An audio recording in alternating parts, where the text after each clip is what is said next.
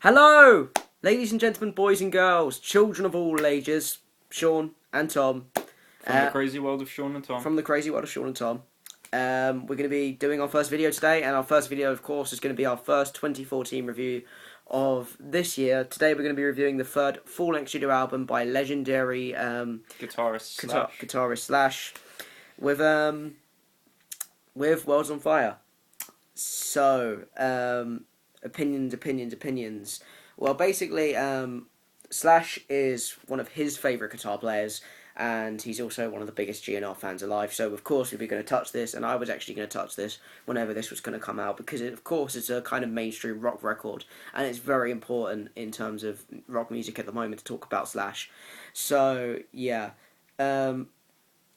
His last two albums, the first one that came out in 2010 was an album that was recorded with several different singers. It was called Slash. It had Yeah. Miles Kennedy, his band's current singer, Ozzy Osbourne, Chris Cornell. Chris Cornell, Fergie from the Black Eyed Peas, weirdly. Don't know why, but she was there. And then we got Apocalyptic Love, which was his first album with Miles Kennedy and the Conspirators, which is the touring band of his first thingy. You guys know the drill if you're familiar with Slash at the moment. So yeah, this it comprises of 17 songs, 17 tracks, songs that are quite awesome and kind of a return to kind of the hard rock of Slash of old, which I really really enjoyed, because I haven't enjoyed anything from anything GNR since Contraband, which was of course Velvet Revolver's debut album, and 8 years ago. 8 years ago. That's how long I haven't enjoyed anything from Slash. Well, I did enjoy a couple of songs on the first album he did. Crucify the Dead with Ozzy was phenomenal. So, yeah.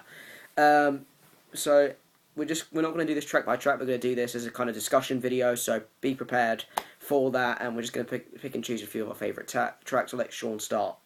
So we're going to start with the first song, the title track and first single, "World on Fire." Mm-hmm. The opening riff is really old school GNR, like Appetite style. Yeah, really like old school GNR. The GNR that I kind of fell in love with years ago, and it's kind of a return to form in terms of guitar playing. His guitar playing is very very bluesy.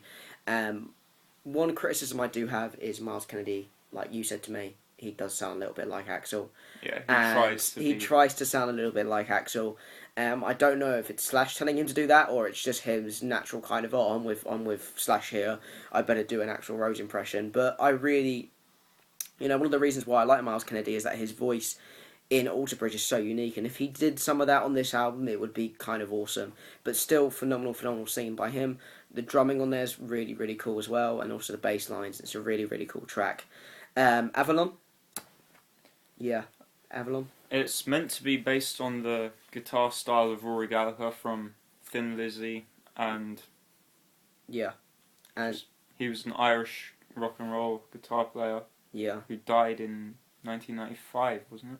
Yeah, he's an Irish rock and roll, guitar player, phenomenal, and you can definitely hear the influence of Gallagher's playing, because he was one of the most popular guitar players of the 1970s, and yeah, awesome guitar player, and you can hear that kind of influence there, the kind of folky Irish influence there, but also the song has this kind of epic kind of build up and grandiose to it, almost reminding me a little bit of Civil War in portions, weirdly.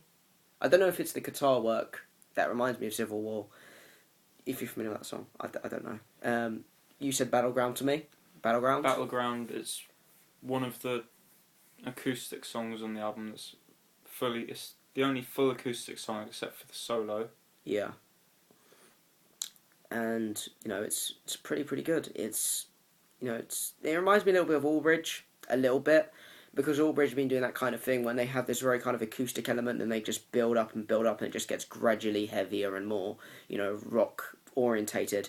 And it's the only song about relationships in the album. Yeah, it's the only song on there that has the kind of relationship kind of theme. And Bent to Fly is the second single as well that's been released off this. I like that track too. It's good. It's good classic kind of hard rock, and to be honest, this is the first rock album in a long time that I think ever since Airborne's album last year, Black Dog Barking, which I've actually been kind of impressed by, because there's a few rock releases that have been released this year that I've kind of just gone no, like California Breed. I wasn't too impressed by. Blackstone Cherry, I wasn't too impressed by, even though I like both those bands. This was, really, really, really awesome, hard hitting, just classic Slash at its best element. But yeah, it's really, really good. I enjoyed it. It was phenomenal, phenomenal stuff.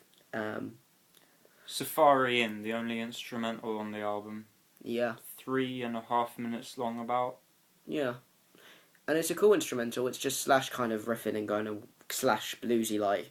And I'm not a big fan of solos in music, but I did think it was, It is a really killer solo. Really, really killer solo, and would actually, work well live if Slash is performing that live, which would be, some really, really, really phenomenal stuff. And, it's still good that Slash is around to make music, actually, and do it really, really well. So, and Fly the Flag for... Yeah, Fly the Flag as well has this chorus. Really, really good chorus. So, the entire album is chock full of bangers, which is something that can't be said by many albums that are 17 songs long, though.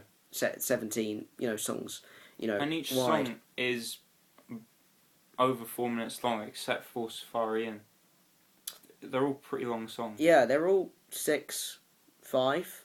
Yeah. Yeah, they're getting on there in time, and for an hour and 12 minute album, it's kind of like it's kind of hard to grip the listener too much, but it's still a really, really, really solid and awesome album release from Slash, and it's still stuff that rock fans will go out and buy. It's fucking Slash. What do you expect? So, yeah.